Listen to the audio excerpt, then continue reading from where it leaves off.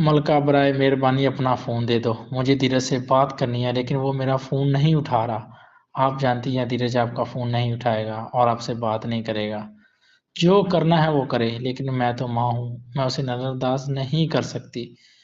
जैसे मन्नत police station में है और धीरज भी उसी के साथ होगा, इसलिए वो आपका फ़ोन नज़रअंदाज कर रहा है। रूहानी अंकल भी पुलिस स्टेशन में है और मुझे यकीन है कि वो नीतू आंटी को उनके गुनाहों की सज़ा से बचा लेगा।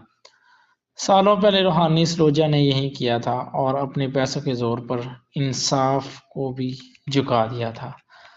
भाभी, अंकल के केस में भी यही हुआ था। रूहानी अंकल सच जानते हुए भी खामोश रहे, लेकिन शुक्रिया माँ का, उन्होंने सच का साथ दिया और शालिनी को इंसाफ दिलाया, वरना सब कुछ ज़ाया हो जाता और इंसाफ का असूल नामुमकिन हो जाता। और अब अगली किस्त में देखेंगे धीरज आखिरकार फोन क्यों नहीं उठा रहा, मन्नत के साथ क्या राज सामने आएगा और रूहानी अंकल मनसूबा कौन सा नया मोड़ आता है। तैयार रहें क्योंकि ये किस्त आपको हैरान कर देगी।